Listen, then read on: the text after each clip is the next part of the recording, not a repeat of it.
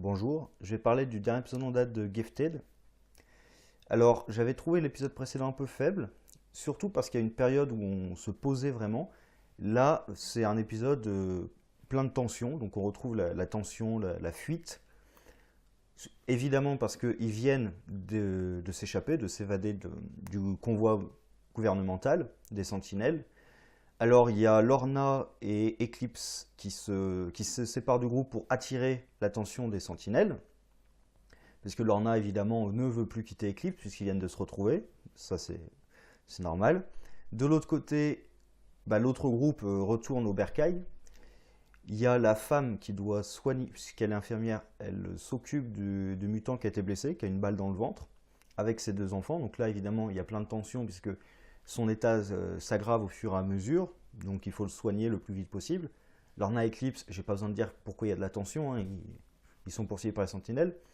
Et enfin, il y a le père qui revient dans le bercail des mutants et qui est découvert, entre guillemets, puisqu'il y a un des mutants qu'il a rencontré quand il travaillait plus ou moins pour les sentinelles, qu'il reconnaît, évidemment, du coup qu'il dénonce. Les mutants sont un peu...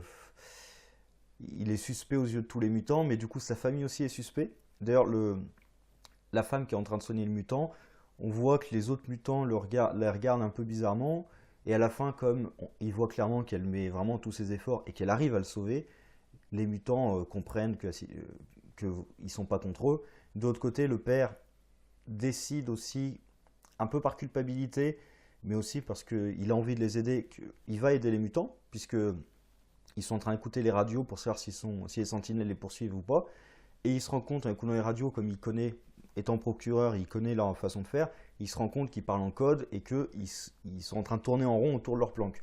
Du coup, il met comme plan de sortir. Vu qu'il cherche les deux fugitifs, il décide de se faire voir dans la rue pour détourner l'attention. Mais évidemment, il ne faut pas qu'il se fasse capturer parce qu'il connaît l'endroit. Et donc, ils ont comme idée d'aider le mutant qu'il a reconnu, qui a le pouvoir de devenir invisible, va devoir l'aider, ce qui fait ils vont être obligés de travailler ensemble. Alors, je trouve, il crée un peu il y a de la tension de base, puisque évidemment, il doit se faire reconnaître dans la rue, mais il doit s'échapper. Mais ils en créent un petit peu inutilement, puisque le mutant qui peut devenir invisible lui fait le coup qui est assez évident, parce que ils essaient de jouer sur est-ce qu'il va l'aider ou est-ce qu'il va le laisser sur place. De toute façon, il va être obligé de l'aider, quoi, parce que en effet, il connaît la planque, donc s'il se fait capturer, ils sont un peu foutus. Mais il décide de se garer plus loin et de devenir invisible pour, dit-il, vérifier s'il travaille avec les sentinelles ou pas. Je vois pas en quoi il vérifie que le mec travaille avec les sentinelles ou pas. Et du coup, le mec, ne voyant pas la voiture où elle devrait être, part en courant. Et il a quand même du bol parce qu'il part en courant dans la bonne direction où il y avait bien la voiture, qui est invisible, je rappelle. Donc il a du bol quand même de tomber sur la bonne. Je trouve ça un peu con parce que s'il avait couru dans une autre direction, enfin, du coup c'est le mec qui est invisible là, qui est un peu con parce que il s'était échappé dans une autre direction, c'était foutu pour eux. Donc c'est un peu con. C'est un peu con de lui faire un coup comme ça. Mais bon, je trouve justement parce qu'en plus le père évolue carrément puisqu'à la fin il veut même plus s'enfuir. Et son évolution, ça fait déjà plusieurs épisodes, mais là, c'est le point culminant où il a envie d'aider les mutants. Déjà, sa femme a connu cette évolution, puisque là, carrément, elle utilise ses capacités médicales pour les aider. Les deux gamins aussi ont évolué, puisqu'ils ont commencé à utiliser leur pouvoir pour aider leur père à s'échapper, d'accord, mais aussi pour aider les mutants en général. Et là, le père décide qu'il pourrait faire beaucoup plus de bien en aidant ces mutants qu'en juste essayant de s'enfuir avec sa famille. Du coup, il commence à prendre la décision de rester avec ses mutants pour les aider, tout simplement. Parce que c'est un procureur, donc il est devenu procureur certainement pour aider les gens. Là, il se rend compte vraiment de la situation. Ce qu'il l'avait dit dans l'épisode précédent, il ne se rendait pas compte de la situation, maintenant que ça le touche lui, il se rend compte du problème, du coup, il a envie d'aider les mutants. Donc, ça, j'aime bien cette évolution. Et de l'autre côté, donc Lorna et Eclipse, bon, il y a une course-poursuite, enfin course-poursuite. Il y a un drone au-dessus d'eux, mais la scène est un peu bizarre puisqu'on voit pas le drone. Enfin, on le voit à la fin quand il tombe derrière. Enfin, j'ai trouvé ça un peu certainement un problème de budget, donc je peux pas trop leur en vouloir, mais je trouve cette scène un peu inutile qu'il se fasse poursuivre par le drone et qu'il l'abatte.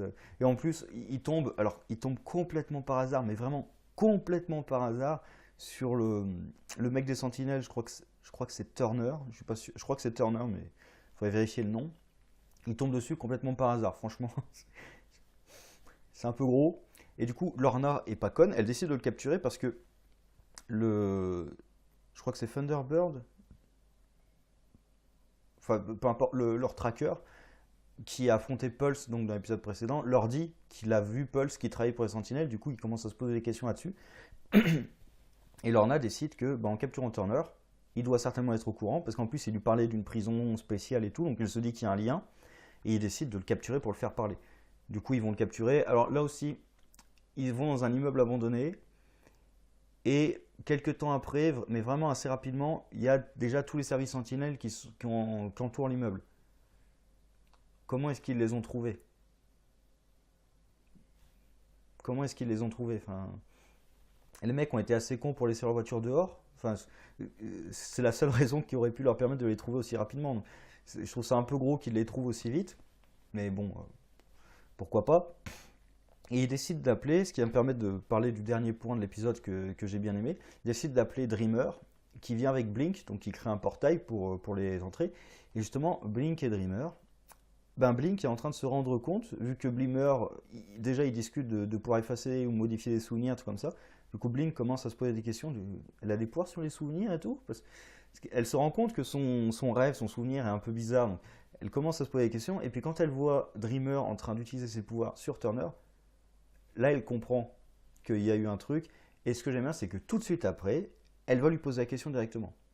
C'est-à-dire, elle comprend ce qui se passe, mais au lieu de sauter directement en conclusion, même si elle est quasiment sûre d'elle, elle va la confronter directement. C'est pas elle saute aux conclusions toute seule ou elle reste dans... Non, tout de suite elle va la confronter pour savoir, pour avoir le fin mot de l'histoire. Et là Dreamer est bien obligé d'avouer. Et ça pose des questions intéressantes. Alors comment est-ce que Blink va réagir? Parce que justement elle lui dit maintenant je suis obligé de vivre ma vie avec le souvenir d'un homme que j'ai aimé, mais que je n'ai pas aimé, et qui ne m'aime pas. Donc c'est assez horrible. Et en plus, Dreamer qui vous propose de non, mais je pourrais effacer tes souvenirs. Oh. Et là, justement, c'est pas une bonne idée qu'elle efface ses souvenirs parce que qu'est-ce qui se passe? Avec Turner, en fait, elle essaie d'entrer dans ses souvenirs et tout. Et ce qui se passe, c'est que les sentinelles à l'extérieur balancent des lacrymos. Et du coup, on comprend que les lacrymos et le gaz, ça fait un effet sur le mec. Et ça efface les souvenirs. Alors, c'est un peu sélectif, les souvenirs que ça efface. Moi, je pensais que ça allait vraiment effacer des trucs, des pans entiers de sa mémoire. Non, ça efface juste la mort de sa fille. Alors, parce qu'on découvre dans un flashback au tout début la mort de sa fille. Il me semble qu'il en avait déjà parlé rapidement quand il avait parlé de l'incident. J'ai plus la date, mais il avait parlé de l'incident. Et l'incident en question, apparemment, on comprend juste, on le voit pas trop, mais je pense problème de budget simplement. C'est une manifestation qui a mal tourné. Alors pour l'instant, on ne sait pas exactement qui est responsable de la tournure des choses. Si c'était les autorités, les mutants, ou peut-être un groupe d'humains anti-mutants. On ne sait pas du tout qui est responsable de ça. Mais on sait que des pouvoirs de mutants ont provoqué des catastrophes. Et en l'occurrence, la mort de la fille de Turner. Le flashback est pas terrible. Encore au début de l'épisode, on met un flashback. Le flashback est pas terrible, mais parce qu'il n'y a pas les budgets pour faire une vraie scène de destruction. Parce que du coup, à la fin, on voit juste le père allongé dans l'herbe, avec l'herbe un peu brûlée autour de lui. Enfin, on comprend ce qui se passe, mais ça fait cheap. Mais je comprends, ils n'ont pas un budget démesuré pour faire une scène de destruction de grande ampleur. Comme la manifestation, je pense qu'ils n'ont pas le budget pour faire une vraie grosse manifestation. Donc, c'est hors écran. Je préfère que ce soit hors écran, que ce soit mal fait. Parce qu'en plus, on comprend ce qui se passe. Il n'y a pas besoin de nous le montrer explicitement. Et alors, le seul truc qui tire de la mémoire de Turner, par contre, c'est juste le symbole que le type avait déjà sur le bras. Mais que le père ne reconnaît pas. Par contre, il reconnaît un des bâtiments qui est un truc gouvernemental où, quand ces témoins ou ces suspects allaient, ils disparaissaient. Donc je pense qu'ils vont commencer à enquêter là-dessus. Et Turner donc rentre chez lui, se rend compte qu'il a oublié le souvenir de sa fille et est complètement dévasté parce que sa fille est morte et il s'en souvenait même plus.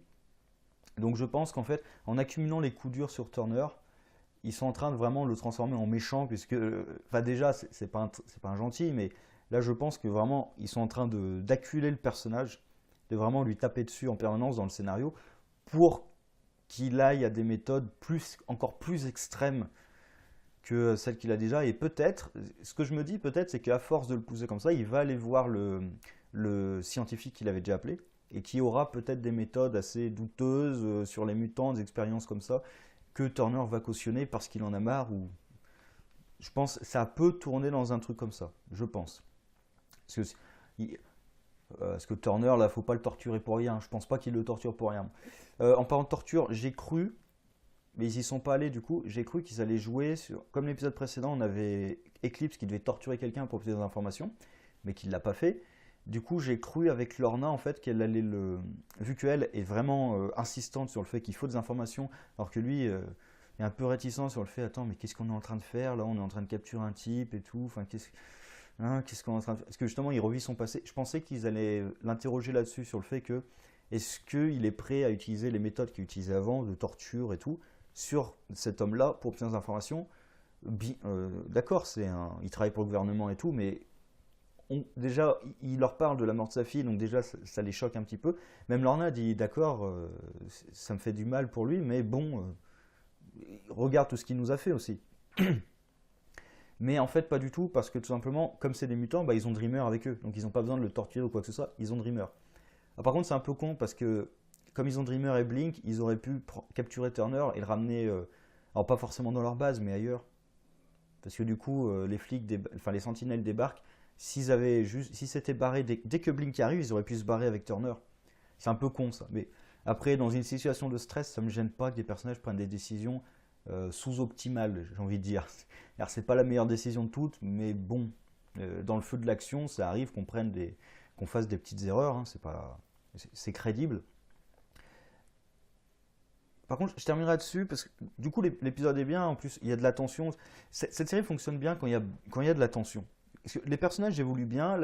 Comme je dis, la société, les relations entre les personnages et la société globale est bien représentée.